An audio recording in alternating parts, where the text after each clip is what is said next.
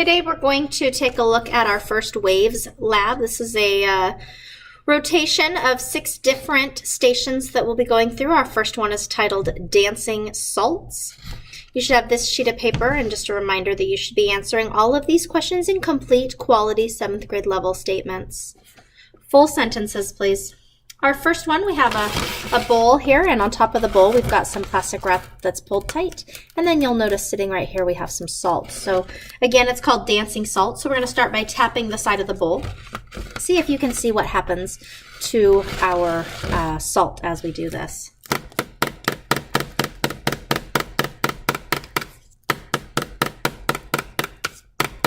So again, you should notice that that salt literally is moving all around. So that's the first part of that. So the question you have to answer is, what is causing the salt to move? So again, I'm tapping the side of the bowl.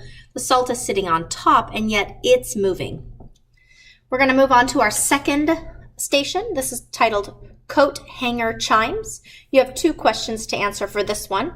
How does the sound travel to your ear when you clank it against the table?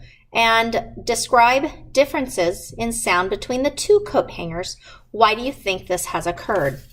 So we have a plastic coat hanger, and we have a metal coat hanger that we're going to be looking at.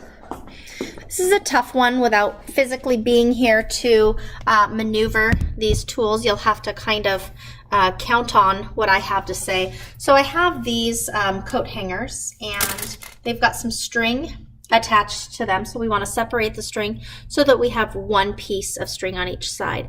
And then just like the model picture has up here, we're going to hold the hanger from the strings next to our ears and let them hang down. So when I do that, I'm then going to let it tap against a table, or in this case we're going to let it tap the side of the counter. So I'll see if I can get it here so you can kind of see me here. So I've got this metal hanger, and I'm going to hold it on the side of my head here, and I'm going to tap it on the here. Kind of reminds me of like a church bell chiming, kind of a bong, bong. And as we look at this, we have to think about how is it that that sound is traveling from the coat hanger all the way to my ears. So think about that. Think about maybe what's doing some vibrating. Can you see that string move? So then of course we've got our plastic hanger, so this white plastic one.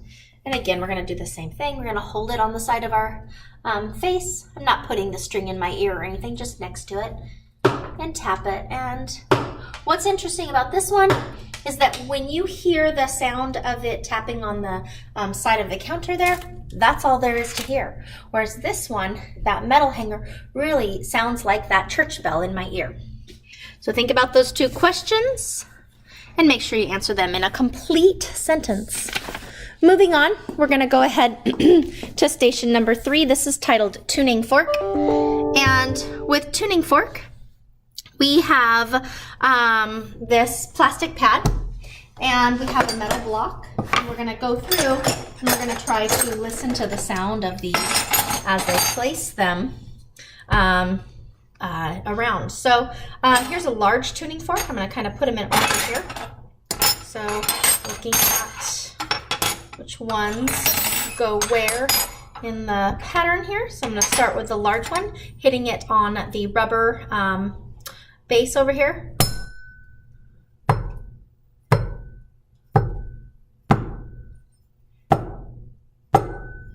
You hear that high-pitched ding?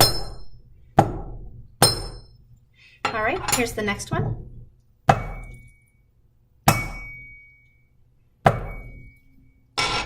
Followed by the next one.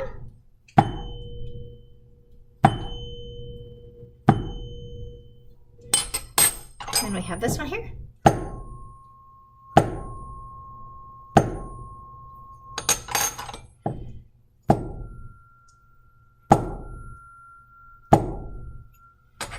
And then this one here. This one's a little harder to hear, very faint. So the next thing that we need to do after we've had the chance to hear all those, is we want to put them in pitch sounds from the highest to the lowest. And so what I found is that the highest pitch was the smallest, and as they got larger, the pitch got deeper. Our next task is we want to ring the fork, and then we're actually going to place the handle onto this wooden block to see if by chance our sound changes. So go ahead and listen.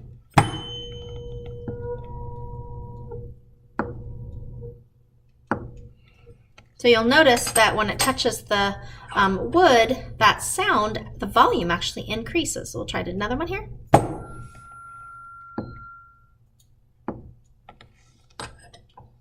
And then our last task is to take, and we've got some a little small cup of water here, and we're gonna cause the forks to vibrate, and then we're gonna actually place the end of the fork into the water to see what happens with that water.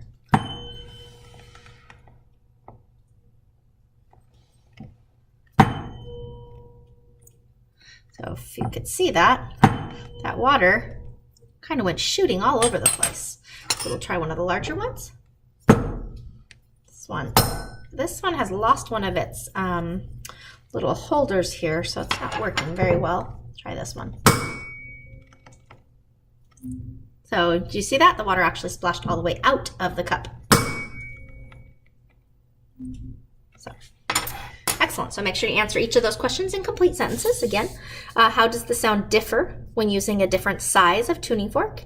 And explain why the sound is different when you hit the different size tuning forks. We're going to go ahead and we're actually going to go to number 6 just because of the order that these are in. So we'll be moving on to Lab Station 6. And for Lab Station 6, we're going to be focusing on light. Your questions: why do some light waves pass through objects and others it does not? And how can light from the sun travel all the way from the sun to the earth? So those are 2 questions to think about. So we've got a flashlight here. Let's see if we've got one that's working. So here's a good working flashlight. Can you see that? Excellent. Awesome. So one of the things we want to do is we've got a mirror, and so we're going to take that flashlight and we're going to hold it on here, and what I'm seeing is the light is actually hitting this mirror, and then it's bouncing off, and it's actually lighting up the wall over there. So we've got some refraction going on there, reflection, refraction. When I put it onto this solid piece here, you'll notice that it's not shiny. You can't see through it. It definitely lights it up, but we don't have that light shining on the wall at all. What happens when I shine the light to the bottle here? So again, notice that you can see some of that light over here, but it's also lighting up my wall as well. This is an interesting, we have a prism here. And so this prism, when we shine that light on our prism, it is sending our light all over the place. I've got light in multiple spaces on my wall. I've got one that's over in this direction. I have another one that's over in that direction. So that's a really cool feature.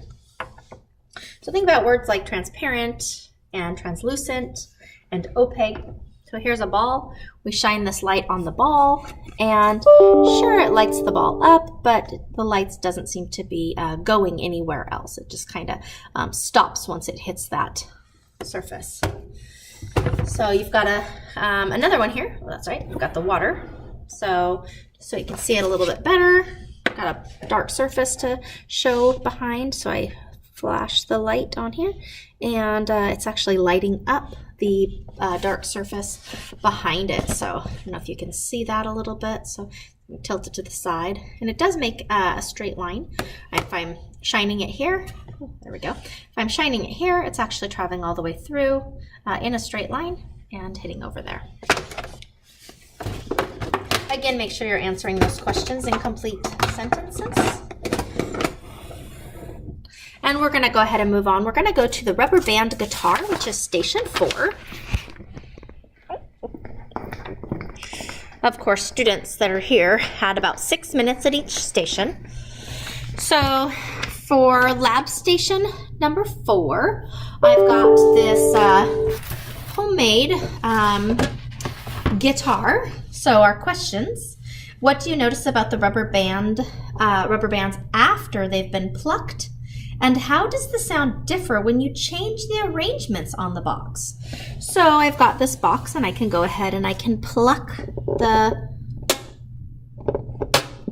let's see if I can, these are crisscrossed underneath, so we don't want them to be crisscrossed. So let's fix that just a little bit. All right.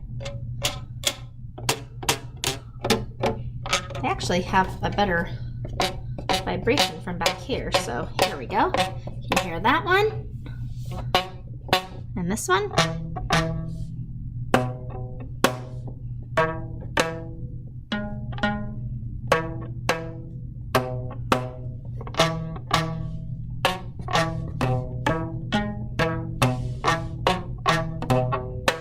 So if I were to, for example, take this one in the middle, move it out here to the outside, does it change?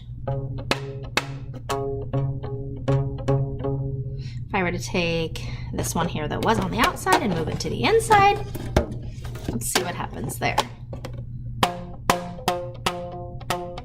All right, so again, that was station number 4, the rubber band guitar. So now we're gonna go ahead and we're gonna move on to station 5. So again, some of these were a little out of order just because the way they were set up in the classroom. So this next station, this is an interesting one. So do you see all these cups? So each of these cups has a different amount of water in it. So this cup here, cup number 1, it actually has 14 ounces, and then it subtracts by 2 ounces all the way down until we have cup number 8 that has 0. So you've got 14, and you got 12, 10, 8, 6, 4, 2, 0. Our questions for this one: describe how the amount of water affects the pitch in the sound. And if you were to change the container holding the water, what do you think would happen to the sound it produced? Meaning, rather than using this glass jar, if you were to use something else. So here's our sound, starting with the one that has the most water.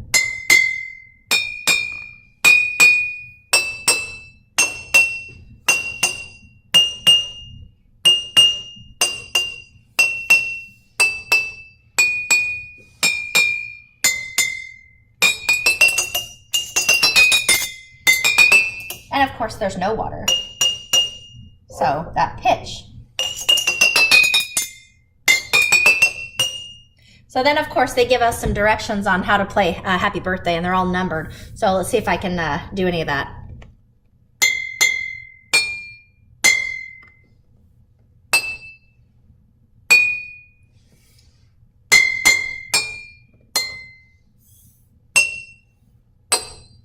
Oops.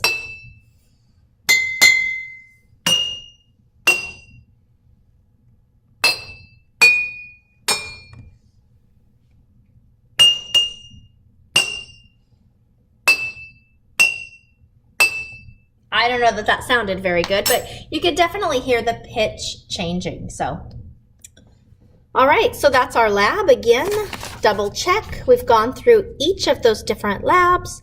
Make sure that you are answering those in complete sentences and be prepared to turn that in. Have a great day.